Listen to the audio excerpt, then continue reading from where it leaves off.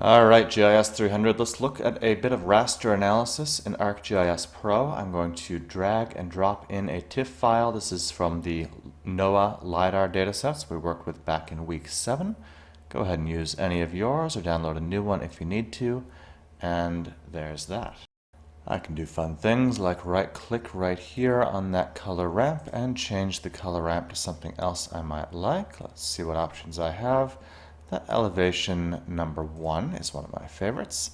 There's that. Let's zoom in a little bit.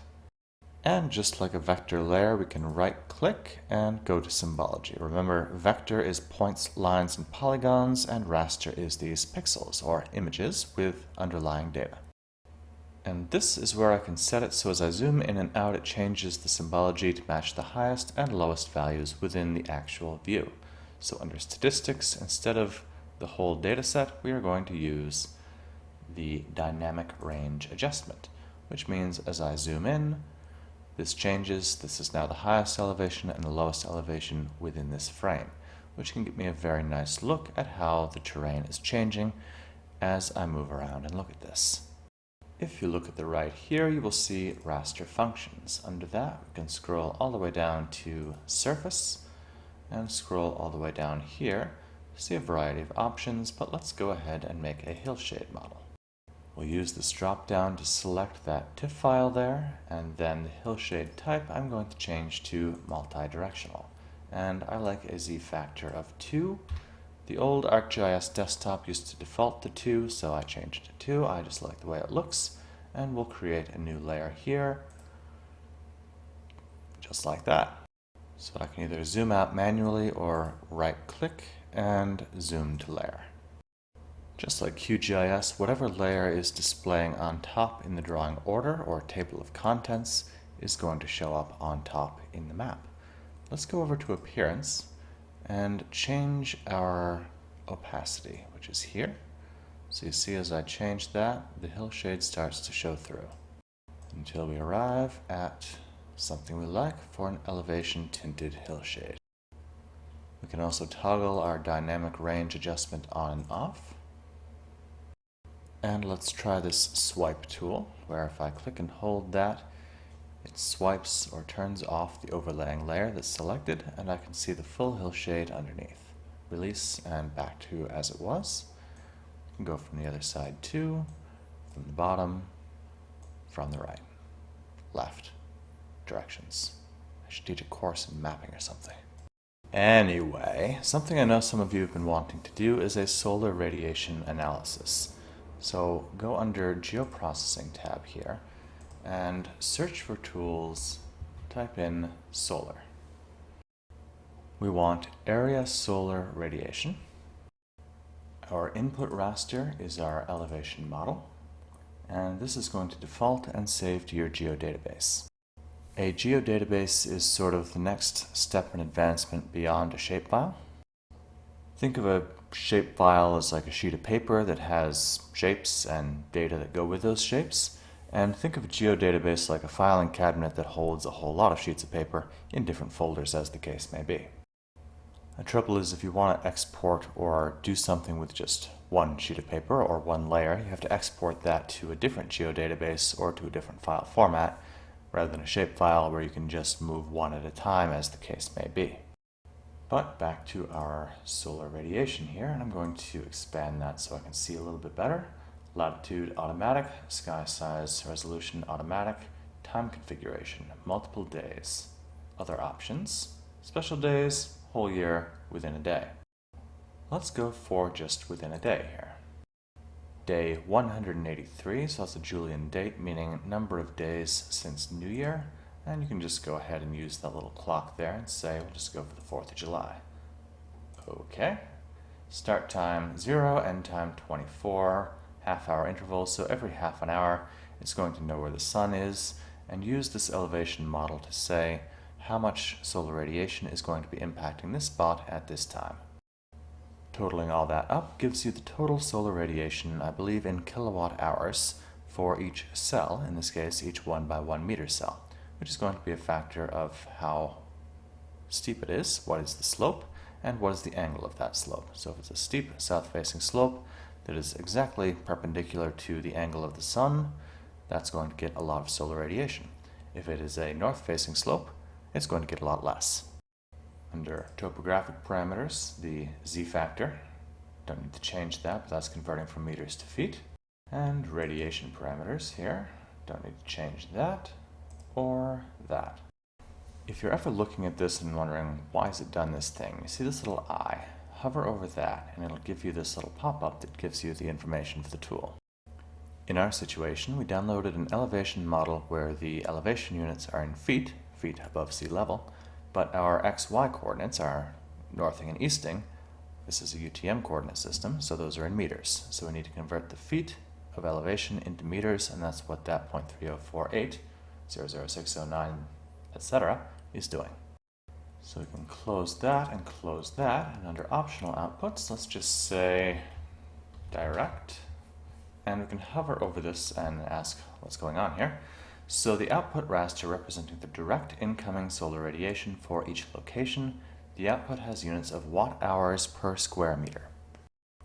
And if the resolution of the raster dataset is 1 square meter, then you have watt-hours per cell.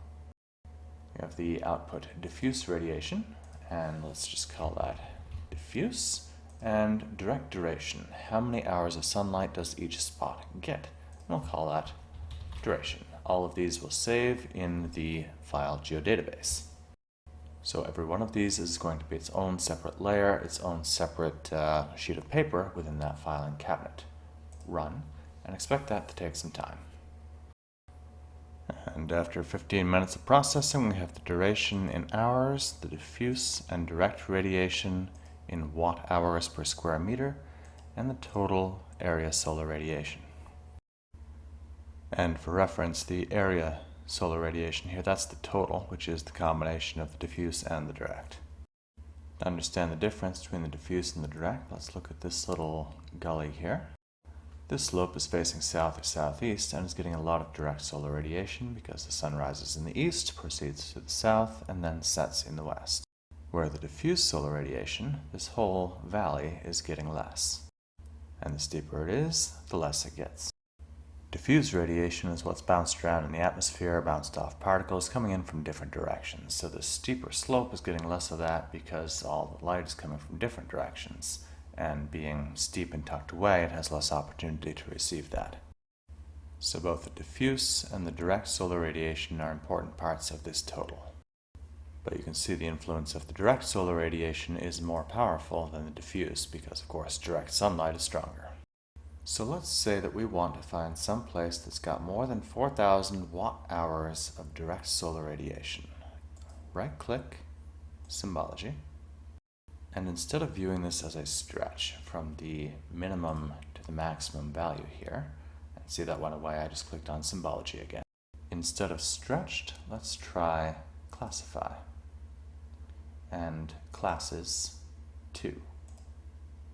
And change this upper value from 4,455 to just plain old 4,000. Click off there, and now we have yellow showing less than 4,000, red showing greater than 4,000.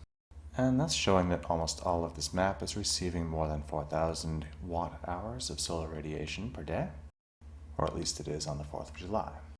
Let's look under Symbology and change that to show me over 4,500 and see how that changes. Quite a lot. So now the red areas are between 4,500 and 4,735. Let's change that one more time, and let's change that to 4,650. And I changed that to 4,500, and that's wrong, so let's go ahead and change that, drop that 0 back there, and there we have it. So now we see, using this swipe tool, only the south-facing slopes are being selected here, and those are receiving the absolute most direct solar radiation.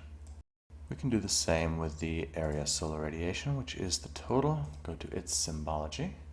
And let's change that again to Classify. We'll give it 2 classes. And let's go ahead and set that to, what should we make that? Let's make that 5,900. And that'll show the areas in red that get the most. So that's the solar radiation model for the 4th of July. Let's try December 21st now. So December 21 should be the shortest day of the year, and the sun should be the lowest in the sky, which is going to cause more differences on this landscape. And you see this warning here. I've already got one called direct. So I'm going to call it direct 21, diffuse 21, duration 21, run, and see you in 15 minutes.